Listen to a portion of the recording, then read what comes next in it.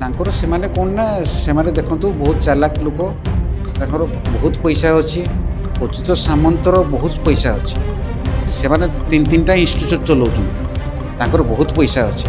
ସେଟା ଆମର ଦୁଃଖିତ ନାହିଁ, କିନ୍ତୁ ମେନ୍ ଜିନିଷ ହେଲା ସେମାନେ କ'ଣ ନା ଏ ଯେଉଁ ଗରିବ ଲୋକଟା ସିଏ ଯାଇକି ଯେତେବେଳେ ପହଞ୍ଚିଛି ହାରାସମେଣ୍ଟ ହେଇଯାଇଛି, ଯେତେବେଳେ ଭୁବନେଶ୍ୱରରେ ପହଞ୍ଚି ଯାଇଛି ଏକଲା ପହଞ୍ଚି ଯାଇଛି, ତ ତାଙ୍କୁ ସେମାନେ ମିଛ ଅଭିଯୋଗରେ ଡାକିଛନ୍ତି ଯେ ନାଇଁ ତମ ଛୁଆ ମେଡ଼ିକାଲରେ ଅଛି, ଇଏ ଅଛି, ଇଏ ଟେନସନ୍ ହେଇକି ଯାଇକିରି ପହଞ୍ଚିଛି ସେଠି।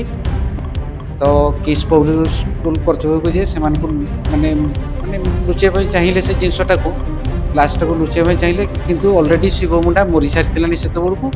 ସେମାନେ ଲୁଚେଇବା ପାଇଁ ଚାହିଁଲେ, ଆଉ ତ ତେଣୁକରି ସେମାନେ ତାକୁ ପୋଷ୍ଟମର୍ଟମ୍ ବିନା ପୋଷ୍ଟମର୍ଟମ୍ ରିପୋର୍ଟରେ, କାହିଁକିନା ଆମର ସେ ଯେଉଁ ମୋର ଭାଇର ଯେଉଁ ତା ବାପା ଯିଏ ଯାଇଥିଲା, ସିଏ କ'ଣ ନା ସିଏ ଜାଣିନାହିଁ କିଛି, ସେ ମୂର୍ଖ ଛୁଆ ଟିକେ, ଆଉ ତେଣୁକରି ସିଏ କ'ଣ ନା ହାରାସମେଣ୍ଟ ହେଇକିରି ସେ ଧରିକି ପଳେଇ ଆସିଲେ ଲାଷ୍ଟଟା। ସେମାନେ କାହିଁକିନା ତାଙ୍କୁ ମାନସିକ ଟର୍ଚର କରାହେଉଛି, ସେମାନେ କହୁଛନ୍ତି ଯେ ଆମକୁ ଖାଦ୍ୟ ଦିଆଯାଉନି, ଭଲ ଖାଦ୍ୟ ଦିଆଯାଉନି, ଭଲ ଇଏ ଦିଆଯାଉନି, ମାନେ ଗୋଟେ ଗାଈ ଗୁହାଳ ଯେମିତି କୁହାଯାଏ, ଯେମିତି ସେଇ ପରିବେଶରେ ରଖାଯାଏ। କାହିଁକିନା 30-40 ହଜାର ପିଲା ରହୁଛନ୍ତି ନା ସେଠି, ଆଉ ସେମାନଙ୍କୁ ଯେମିତି ଗାଈ ଗୁହାଳରେ କ'ଣ ଆପଣ ଜାଣିଥିବେ ଯେ ଗାଈ ଗୁହାଳରେ 30-40 ହଜାର ପିଲା ରହୁଥିବେ। ନାଇଁ ନାଇଁ, ସେଟା ଆଜ୍ଞା ମିଛ କଥା। ସେମାନେ ଭାଇରାଲ କରୁଛନ୍ତି, କାହିଁକିନା ସେମାନେ ଦେଖନ୍ତୁ ସେମାନେ ବଡ଼ ଲୋକ, ସେମାନେ ତାଙ୍କର କାହିଁକିନା ସେମାନେ ଭିତର ଗ୍ରାଉଣ୍ଡ ଭିତରେ ସେମାନେ ରଖୁଛନ୍ତି ଛୁଆଙ୍କୁ। ସେଠି କୌଣସି ମିଡ଼ିଆ, କୌଣସି ପୋଲିସ ବାଲା, କୌଣସି ଇଏକୁ ଛଡ଼ା ଯାଉନି। ସେମାନେ ଭାଇରାଲ କରୁଛନ୍ତି ଜିନିଷ ଯେ ଆମର ଇନଷ୍ଟିଚ୍ୟୁଟ୍ ଯେ ବିଗ୍ ଇନଷ୍ଟିଚ୍ୟୁଟ୍, ତେଣୁକରି ସେଟା ଇଏ ନୁହଁ। ଭିତର କଥା କିଏ ଦେଖିଛନ୍ତି? ଆପଣ ଭିତର କଥା ଆପଣ ଦେଖିଛନ୍ତି କି?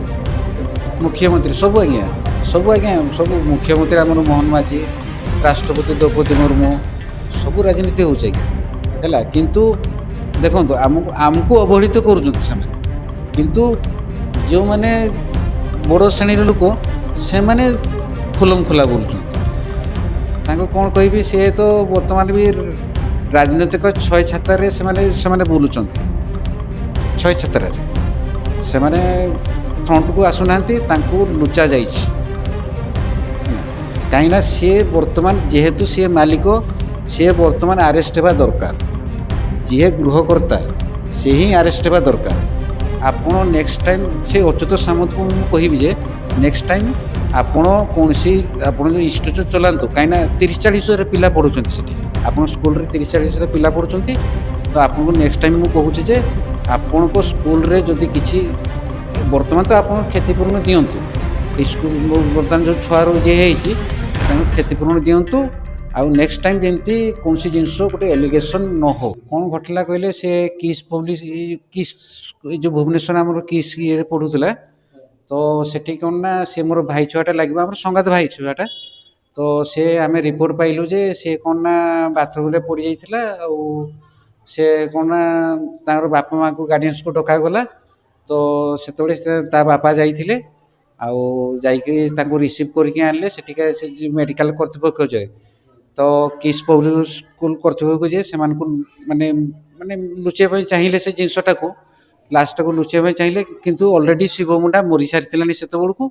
ସେମାନେ ଲୁଚେଇବା ପାଇଁ ଚାହିଁଲେ, ଆଉ ତ ତେଣୁକରି ସେମାନେ ତାକୁ ବିନା ପୋଷ୍ଟମର୍ଟମ୍ ରିପୋର୍ଟରେ, କାହିଁକିନା ଆମର ସେ ଯେଉଁ ମୋର ଭାଇର ଯେଉଁ ତା ବାପା ଯିଏ ଯାଇଥିଲା, ସିଏ କ'ଣ ନା ସିଏ ଜାଣିନାହିଁ କିଛି, ସେ ମୂର୍ଖ ଛୁଆ ଟିକେ, ଆଉ ତେଣୁକରି ସିଏ କ'ଣ ନା ହାରାସମେଣ୍ଟ ହେଇକିରି ସେ ଧରିକି ପଳେଇ ଆସିଲେ ଲାଷ୍ଟଟାକୁ। ଆଉ ଲାଷ୍ଟଟାକୁ ଧରିକି ଆସିଲା ପରେ ଆମେ ଯେତେବେଳେ ଏଠି ଆସିକିରି ସେମାନେ ନିଜର ଆମ୍ବୁଲାନ୍ସ ଧରିକି ଆସିଥିଲେ। ତ ଆମ୍ବୁଲାନ୍ସରେ ଆଣିକି ପହଞ୍ଚିଲା ପରେ ଆମେ ରାତି 2:30 ପାଖାପାଖି ତାଙ୍କୁ ରିସିଭ୍ କଲୁ। ରିସିଭ୍ କଲା ପରେ ଏଠି ଦେଖିଲେ, ଯେତେବେଳେ ତାକୁ ପୁରା ସିଲ୍ କରିକି ପଠାଇଥିଲେ, ସିଲ୍ ଯେତେବେଳେ ଖୋଲିଲା ବେଳକୁ ଦେଖିଲୁ ଯେ ତା ବେକରେ ଦାଗ ଚିହ୍ନ ଇଏ ଚିହ୍ନ, ଆମକୁ ଟିକେ ଡାଉଟ୍ ଲାଗିଲା। ତ ନେକ୍ସଟ ଟାଇମ୍ ଆମେ ଟାଉନ ଥାନାକୁ ଯାଇଥିଲୁ। ଟାଉନ ଥାନା ବି ଆମକୁ 2 ଥର କେତେ ରିସିଭ୍ କଲେ ନାହିଁ। ତାପରେ 3 ନମ୍ବର ଥର ରିସିଭ୍ କରିକିରି ତ ଆମକୁ ଡକେଇଲେ, ମୋର ଫୋନ୍ ନମ୍ବର ବି ନେଇକି ଯାଇଥିଲେ। ସେମାନେ 4:30 କି 5ଟା ପାଖାପାଖି ମୋତେ ଫୋନ୍ କଲେ, କେଉଁଠି ଅଛନ୍ତି ଆପଣ, କ'ଣ କରୁଛନ୍ତି? ତ ଆମେ କହିଲୁ ଆମେ ଟିକରଗୁମାର ଲୋକ, ଆମେ ଏଇଠି ଅଛୁ। ଆଉ ସେମାନେ ଆସିକିରି ସକାଳୁ ଆସିକିରି ପହଞ୍ଚିଲେ, ଆସିକିରି ସେମାନେ ଇଏ କଲେ। ଲାଷ୍ଟରେ ସେମାନେ କହିଲେ ଯେ ଏଇଟା ଆପଣ ଗୋଟେ କାମ କରନ୍ତୁ, ପୋଷ୍ଟମର୍ଟମ୍ ରିପୋର୍ଟ କରନ୍ତୁ। ତ ଆମେ ଲାଷ୍ଟରେ ବାଧ୍ୟ ହୋଇକରି ଆମେ ଯାଇଥିଲୁ ଯେ କଲେକ୍ଟର ଅଫିସକୁ ଯାଇଥିଲୁ, ରେଲିରେ ଯାଇଥିଲୁ। ସେଠି ଆମେ ଆନ୍ଦୋଳନ କଲୁ। ଆନ୍ଦୋଳନ କଲା ପରେ ପୋଷ୍ଟମର୍ଟମ୍ କରିବା ପାଇଁ ଟାଉନ୍ ଥାନା ବାଲା ପୁଲିସ୍ ବି ମାନେ କିଛି ରେସ୍ପନ୍ସିବିଲିଟି ନେଉନଥିଲେ। କିନ୍ତୁ ଆମେ ଆନ୍ଦୋଳନ ଯେତେବେଳେ କଲୁ ଟାଉନ୍ ଥାନା ବାଲା ରିସିଭ୍ କଲେ ସେ ଗ୍ରହଣଟାକୁ। ଟାଉନ୍ ଥାନା ଯେତେବେଳେ ରିସିଭ୍ କଲେ, ତେଣୁକରି ସେତେବେଳେ ସେ କ'ଣ ନା ଆମେ ଯାଇକି ପୋଷ୍ଟମର୍ଟମ୍ କଲୁ। ସେମାନେ କହିଲେ ପୋଷ୍ଟମର୍ଟମ୍ କରନ୍ତୁ। ପୋଷ୍ଟମର୍ଟମ୍ ରିପୋର୍ଟ ଯେତେବେଳେ ବାହାରିଲା ଯେ ସେଠି କ'ଣ ନା ତାର ଦାଗ ଚିହ୍ନ ଅଛି, ଯେହେତୁ ଗୋଟେ ମର୍ଡ଼ର କେସ୍, ଏଇଟା ହତ୍ୟା ଘଟଣା। ଆମେ ତ ଆଗରୁ ଜାଣିପାରିଥିଲୁ ଯେ ହତ୍ୟା ଘଟଣା ବୋଲି, ଯେହେତୁ ଯେଟା ସରକାରୀ ହିସାବରେ ଆମେ ଜାଣିବା ଦରକାର ଯେ ସରକାରଙ୍କୁ ଯେ ଏଇଟା ମାନେ ସରକାର ତ ନେଇ ଯେ ମାନେ ଆମର ଦରକାର ଯେ ସରକାରୀ ପ୍ରଶାସନକୁ ଦରକାର ଯେ ପୋଲିସ ବାଲାଙ୍କୁ ଦରକାର ଯେ ତାଙ୍କର ପୋଷ୍ଟମର୍ଟମ୍ ରିପୋର୍ଟ ଦରକାର। ତ ଆମେ ପୋଷ୍ଟମର୍ଟମ୍ କଲୁ ବୋଲି ଯେତେବେଳେ ସେ ଜାଣିଲେ ଯେ ସେ ମାନେ ମର୍ଡ଼ର କେସ୍ ହେଇଛି ବୋଲି ସେମାନେ ରିପୋର୍ଟ ଦେଲେ। ତ ଆମେ କିସ୍ ପବ୍ଲିଶ କଲୁ ହିସାବରେ ଆମେ ତାଙ୍କର ଟାଉନ୍ ଥାନା ବାଲା ତାଙ୍କୁ ରିସିଭ୍ କଲେ କେସ୍ଟାକୁ। ତାପରେ ସେମାନେ ସେ କ'ଣ ଜିରୋ କୁହନ୍ତି, କ'ଣ ଜିରୋ ତାଙ୍କର ସେମାନେ କ'ଣ ନା ସେମାନେ ଦେଖନ୍ତୁ ବହୁତ ଚାଲାକ ଲୋକ, ତାଙ୍କର ବହୁତ ପଇସା ଅଛି। ଅଚ୍ୟୁତ ସାମନ୍ତର ବହୁତ ପଇସା ଅଛି। ସେମାନେ ତିନିଟା ଇନଷ୍ଟିଚ୍ୟୁଟ୍ ଚଲାଉଛନ୍ତି, ତାଙ୍କର ବହୁତ ପଇସା ଅଛି। ସେଟା ଆମର ଦୁଃଖିତ ନାହିଁ। କିନ୍ତୁ ମେନ୍ ଜିନିଷ ହେଲା ସେମାନେ କ'ଣ ନା ଏ ଯେଉଁ ଗରିବ ଲୋକଟା ସିଏ ଯାଇକି ଯେତେବେଳେ ପହଞ୍ଚିଛି ହାରାସମେଣ୍ଟ ହେଇଯାଇଛି, ଯେତେବେଳେ ଭୁବନେଶ୍ୱରରେ ପହଞ୍ଚି ଯାଇଛି, ଏକଲା ପହଞ୍ଚିଯାଇଛି, ତ ତାଙ୍କୁ ସେମାନେ ମିଛ ଅଭିଯୋଗରେ ଡାକିଛନ୍ତି ଯେ ନାଇଁ ତମର ଛୁଆ ମେଡ଼ିକାଲରେ ଅଛି, ଇଏ ଅଛି। ଇଏ ଟେନସନ୍ ହେଇକି ଯାଇକିରି ପହଞ୍ଚିଛି ସେଠି। ପହଞ୍ଚିଗଲା ପରେ ସିଏ କ'ଣ ନା ସେଠି ଯେତେବେଳେ ଦେଖିଛନ୍ତି ମାନେ ତାକୁ ଡକ୍ଟରମାନେ ସେଠି କେଉଁ ଡକ୍ଟର ମେଡ଼ିକାଲରେ କହିପାରିବିନି, ସେ ମେଡ଼ିକାଲରେ ସେମାନେ ତାଙ୍କୁ କହିଛନ୍ତି ଯେ ଆଉ ତମର ଛୁଆ ମରିଯାଇଛି, ତମ ଲାଶ ନେବ ନା ନାହିଁ। ସିଏ ଆଉ ହାରାସମେଣ୍ଟ ହେଇଯାଇଛି। ଲାଷ୍ଟରେ ସେ କହିଲା ହଉ ମୋ ଛୁଆକୁ ନେଇଯିବି। ତାକୁ ସିଲ୍ ମାରିକି ପୁରା ପଠେଇଥିଲେ। ସିଲ୍ ମାରିକିରି ମେଡ଼ିକାଲରେ ଯେମିତି ସିଲ୍ ମରାଯାଏ, ତାକୁ ସିଲ୍ ମାରିକି ପଠା ହେଇଛି ବିନା ପୋଷ୍ଟମର୍ଟମ୍ ରିପୋର୍ଟରେ ସିଲ୍ ମାରିକି ପଠା ହେଇଛି। ତ ସେଠି ଯେତେବେଳେ ସେ ତାକୁ ଖାଲି ଜଷ୍ଟ ଗୋଟେ ପେପର ଗୋଟେ ଦେଇଥିଲେ, ଯେଉଁଟା ଡିସଚାର୍ଜ ପେପର ଭଳିଆ ଜଷ୍ଟ ଗୋଟେ ଛୋଟିଆ ପେପରଟେ, ଆଉ ସେଠି ଲେଖିଥା ହେଇଥିଲା। ସେ କହିଲା ମୋର ପୁଅକୁ ନେଇଯିବି। ତାଙ୍କୁ ଧରିକି ପଳେଇ ଆସିଲେ। ଧରିକି ପଳେଇ ଆସିଲା ପରେ ସେଠି ଏଠି ଆସିଲା ପରେ ଆମେ ଯେତେବେଳେ ଚେକ୍ କଲୁ ଆମକୁ ଟିକେ ଡାଉଟ୍ ଲାଗିଲା। ତେଣୁକରି ଆମେ ଯେତେବେଳେ ସିଲ୍ଟା ଫାଡ଼ିଲୁ କ'ଣ ହେଇଛି ଆମର ଛୁଆର, ଆମେ ଯେତେବେଳେ ସିଲ୍ଟା ଫାଡ଼ିଲୁ ଦେଖିଲୁ ଯେ ଏଇଆ ଜିନିଷ ହେଇଛି। ତ ଆମକୁ ଡାଉଟ୍ ଲାଗିଲା। ତେଣୁକରି ସେବେ ଆମେ ଯାଇକି କେଉଁଝର ଟାଉନ୍ ଥାନାରେ ଯାଇକି ରାତି 3:30 ଯାଇକି ଏଫଆଇଆର କଲୁ। ସେଟା ତ ସାର୍ କହିପାରିବିନି, ବହୁତ ଅଭିଯୋଗ ଆସୁଛି ଯେ। ଆଉ କାହିଁକିନା ଆମର ଏଠି ଆଉ 2-3ଟା ଛୁଆ ବି ଅଛନ୍ତି, ସେମାନେ ବି ଆସିକିରି ନା ବାହାରେ ନା ସେଠୁ ଆସିକିରି ଆମର ଏଠି ବଡ଼ଳ ସ୍କୁଲରେ ଆସିକିରି ପାଠ ପଢ଼ୁଛନ୍ତି। ସେ ସ୍କୁଲ ଛାଡ଼ିକିରି ସେମାନେ କାହିଁକିନା ତାଙ୍କୁ ମାନସିକ ଟର୍ଚର କରାହେଉଛି। ସେମାନେ କହୁଛନ୍ତି ଯେ ଆମକୁ ଖାଦ୍ୟ ଦିଆଯାଉନାହିଁ, ଭଲ ଖାଦ୍ୟ ଦିଆଯାଉନାହିଁ, ଭଲ ଇଏ ଦିଆଯାଉନାହିଁ। ମାନେ ଗୋଟେ ଗାଈ ଗୁହାଳ ଯେମିତି କୁହାଯାଏ, ଯେମିତି ସେଇ ପରିବେଶରେ ରଖାଯାଏ। କାହିଁକିନା 30-40 ହଜାର ପିଲା ରହୁଛନ୍ତି ନା ସେଠି। ଆଉ ସେମାନଙ୍କୁ ଯେମିତି ଗାଈ ଗୁହାଳରେ କ'ଣ ଆପଣ ଜାଣିଥିବେ ଯେ ଗାଈ ଗୁହାଳରେ 30-40 ହଜାର ପିଲା ରହୁଥିବେ। ଆଉ ତେଣୁକରି ସେମାନଙ୍କୁ ସେଇଭଳିଆ ରଖାଯାଉଛି। ସେଠି କାହିଁକିନା ତାଙ୍କର ଆଟେଣ୍ଡାଣ୍ଟ କେହି ମାନେ ଆଟେଣ୍ଡାଣ୍ଟ କିଛି ମାନେ ବୁଝୁନାହାନ୍ତି କି କେହି ଇଏ ନାହାନ୍ତି। ସେଥିପାଇଁ ତ ଆଜିକା ଡେଟ୍ରେ ସେମାନେ ଯେଉଁ ନ୍ୟୁଜ୍ ଦେଖୁଥିଲି ଯେ 8 ଜଣ ଆରେଷ୍ଟ ହେଇକି ଯାଇଛନ୍ତି। 3ଟା ଛୁଆ ସୁବେଜେଲ କୋର୍ଟରେ ଯାଇଛନ୍ତି। ଆଜ୍ଞା ନାଇଁ ନାଇଁ ସେଟା ଆଜ୍ଞା ମିଛ କଥା। ସେମାନେ ଭାଇରାଲ କରୁଛନ୍ତି କାହିଁକିନା ସେମାନେ ଦେଖନ୍ତୁ ସେମାନେ ବଡ଼ ଲୋକ। ସେମାନେ ତାଙ୍କର କାହିଁକିନା ସେମାନେ ଭିତର ଗ୍ରାଉଣ୍ଡ ଭିତରେ ସେମାନେ ରଖୁଛନ୍ତି ଛୁଆଙ୍କୁ। ସେଠି କୌଣସି ମିଡ଼ିଆ, କୌଣସି ପୋଲିସ ବାଲା, କୌଣସି ଇଏକୁ ଛଡ଼ା ଯାଉନି। ସେମାନେ ଭାଇରାଲ କରୁଛନ୍ତି ଜିନିଷ ଯେ ଆମର ଇନଷ୍ଟିଚ୍ୟୁଟ୍ ଯେ ବିଗ୍ ଇନଷ୍ଟିଚ୍ୟୁଟ୍। ତେଣୁକରି ସେଟା ଇଏ ନୁହଁ। ଭିତର କଥା କିଏ ଦେଖିଛନ୍ତି? ଆପଣଙ୍କ ଭିତର କଥା ଆପଣ ଦେଖିଛନ୍ତି କି? ନାଇଁ ନାଇଁ ସେଟା ସରକାର ସହାୟତା ନା। ସିଏ ଦେଖନ୍ତୁ ସିଏ ଗୋଟେ ମାନେ ଇନଷ୍ଟିଚ୍ୟୁଟ୍ କରୁଛନ୍ତି। ସେଟା କ'ଣ ସରକାରୀ କି? ସେଟା ପ୍ରାଇଭେଟ୍। ସେଟା ପ୍ରାଇଭେଟ୍ ସରକାରୀ। ଆଉ ସେଟା କ'ଣ ନା ସେ ସରକାରରୁ ଅନୁଦାନ ସେମାନେ ପାଉଛନ୍ତି।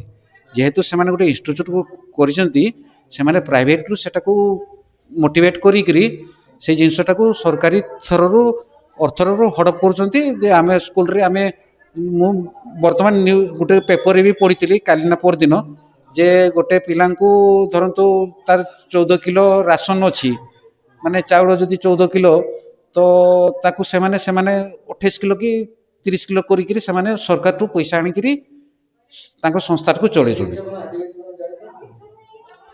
ଶୁଣନ୍ତୁ ଆମର ଆଦିବାସୀ ବହୁତ ଅଞ୍ଚଳ, ଏଟା ଲୋକ କ'ଣ ବୁଝିପାରୁଛନ୍ତି? ସେମାନେ ଚାହୁଁଛନ୍ତି ଯେ ତାଙ୍କର ୱେଲ୍ ଏଜୁକେସନ୍, ସେମାନେ ଚାହୁଁଛନ୍ତି ୱେଲ୍ ଏଜୁକେସନ୍ ଆମର ଦରକାର। ଆଉ କାହିଁକିନା ଆମର ପିଲା ଭଲ ପାଠ ପଢ଼ିବ ଭୁବନେଶ୍ୱର ଯାଇକି ପଢ଼ିବ ହେଲା। ଆଉ କାହିଁକିନା ଦେଖନ୍ତୁ ଆମର ଆଦିବାସୀ ଅଞ୍ଚଳ ଲୋକ ଯେ ଜାଣିନାହାନ୍ତି କେଉଁଝରଟା ବୁଲିକି ଜାଣିନାହାନ୍ତି।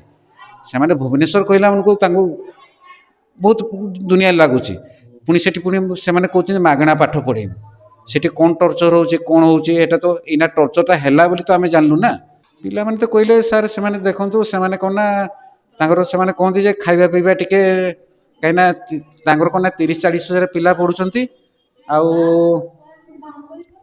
ଆଉ 30-40 ହଜାର ପିଲା ପଢ଼ୁଛନ୍ତି ସେଠି କାହିଁକିନା ସେମାନେ ସେଠି କାହିଁକିନା ତାଙ୍କର ଖାଇବାଟା ମାନେ ବ୍ୟବସ୍ଥାଟା ଟିକେ କମଜୋର ରହିଛି। ମୁଖ୍ୟମନ୍ତ୍ରୀ ସବୁ ମୁଖ୍ୟମନ୍ତ୍ରୀ ଆମର ମୋହନ ମାଝୀ, ରାଷ୍ଟ୍ରପତି ଦ୍ରୌପଦୀ ମୁର୍ମୁ ସବୁ ରାଜନୀତି ହେଉଛି ଆଜ୍ଞା ହେଲା। କିନ୍ତୁ ଦେଖନ୍ତୁ ଆମକୁ ଅବହେଳିତ କରୁଛନ୍ତି ସେମାନେ। କିନ୍ତୁ ଯେଉଁମାନେ ବଡ଼ ଶ୍ରେଣୀର ଲୋକ ସେମାନେ ଖୁଲମଖୁଲା ବୋଲୁଛନ୍ତି। ସେଟା ତ ଆଜ୍ଞା କହିପାରିବିନି। ଆମେ ତ ଗରିବ ଲୋକ ଆଜ୍ଞା। ଆମକୁ ରାଜନୀତି କରୁଛନ୍ତି ସେମାନେ କାହିଁକିନା ବଡ଼ ବଡ଼ ଲୋକ ସେମାନେ। ଆଉ ଶୁଣନ୍ତୁ ମଣିଷଟା ସବୁ ଜିନିଷ ମଣିଷ ଗୋଟେ ହିଁ ମଣିଷ। ଆଉ କିନ୍ତୁ ସେମାନେ କିନ୍ତୁ ସେଟାକୁ ରାଜନୀତି ହିସାବରେ ସେମାନଙ୍କୁ ସେଟାକୁ ଡିଭାଇଡେସନ୍ କରୁଛନ୍ତି। ଆମେ ଧନୀ ଶ୍ରେଣୀର ଲୋକ ତମେ ଗରିବ ଲୋକ, ଆମେ ଯାହା ଚାହିଁବୁ ତମେ କରିବ ସେଟା। ଆମେ ତାଙ୍କୁ କ'ଣ କହିବି, ସେ ତ ବର୍ତ୍ତମାନ ବି ରାଜନୈତିକ ଛୟ ଛାତରେ ସେମାନେ ବୁଲୁଛନ୍ତି। ଛୟ ଛାତ୍ରରେ ସେମାନେ ଫ୍ରଣ୍ଟକୁ ଆସୁନାହାନ୍ତି, ତାଙ୍କୁ ଲୁଚା ଯାଇଛି ହେଲା। କାହିଁକିନା ସିଏ ବର୍ତ୍ତମାନ ଯେହେତୁ ସିଏ ମାଲିକ, ସିଏ ବର୍ତ୍ତମାନ ଆରେଷ୍ଟ ହେବା ଦରକାର। ଯିଏ ଗୃହକର୍ତ୍ତା ସେ ହିଁ ଆରେଷ୍ଟ ହେବା ଦରକାର। ଆଉ ଆପଣ ଯଦି ଏଇ ଯେଉଁ 4-5ଟା 8ଟା ମାଷ୍ଟର ମାଷ୍ଟରାଣୀକୁ ଆରେଷ୍ଟ କରିଦେଲେ ସେଟା କ'ଣ ଠିକ୍ କି? ସେଟା ବି ଠିକ୍ ଯେ, କିନ୍ତୁ ଯେ ମେନ୍ ମାନେ ଇନଷ୍ଟିଚ୍ୟୁଟ୍ର ମାଲିକ ଯିଏ ସିଏ ମେନ୍ ନିହାତି ଦରକାର। ହଁ ସେଟା ପେପରରେ ପଢ଼ିଛୁ ଆଜ୍ଞା। ଆଉ ଯେ ସେଟାକୁ ସବୁ ଚପେଇ ଦିଆଯାଇଛି, ସେତେବେଳୁ ବହୁତ ଚପେଇ ଦିଆଯାଇଛି। ଏଟାକୁ ଯେତେବେଳେ ଆମର ବର୍ତ୍ତମାନ ମୋହନ ମାଝୀ ଆମର ମାନେ ମୁଖ୍ୟମନ୍ତ୍ରୀ ଯେହେତୁ, ତ ଯେତେବେଳେ ଇଏ ହେଲା ତ ସେଟାକୁ ଗ୍ରାଉଣ୍ଡଟାକୁ ବହୁତ କ୍ରିଟିକାଲ କରାଯାଇଛି। ନାଇଁ ତାଙ୍କୁ ସାର୍ କୁହନ୍ତୁ, ମୁଁ ତାଙ୍କୁ କିଛି ଏଲିଗେସନ୍ ନାହିଁ। ମୋର କହିବା ମତଲବ ଯେ ଆପଣ ନେକ୍ସଟ ଟାଇମ୍ ସେ ଅଚ୍ୟୁତ ସାମନ୍ତକୁ ମୁଁ କହିବି ଯେ ନେକ୍ସଟ ଟାଇମ୍ ଆପଣ କୌଣସି ଆପଣ ଯେଉଁ ଇନଷ୍ଟିଚ୍ୟୁଟ୍ ଚଲାନ୍ତୁ। କାହିଁକିନା 30-40 ହଜାର ପିଲା ପଢ଼ୁଛନ୍ତି ସେଠି। ଆପଣ ସ୍କୁଲରେ 30-40 ହଜାର ପିଲା ପଢ଼ୁଛନ୍ତି। ତ ଆପଣଙ୍କୁ ନେକ୍ସଟ ଟାଇମ୍ ମୁଁ କହୁଛି ଯେ ଆପଣଙ୍କ ସ୍କୁଲରେ ଯଦି କିଛି ବର୍ତ୍ତମାନ ତ ଆପଣ କ୍ଷତିପୂରଣ ଦିଅନ୍ତୁ। ଏଇ ସ୍କୁଲ ବର୍ତ୍ତମାନ ଯେଉଁ ଛୁଆର ଯିଏ ହେଇଛି ତାଙ୍କୁ କ୍ଷତିପୂରଣ ଦିଅନ୍ତୁ। ଆଉ ନେକ୍ସଟ ଟାଇମ୍ ଯେମିତି କୌଣସି ଜିନିଷ ଗୋଟେ ଏଲିଗେସନ୍ ନ ହଉ।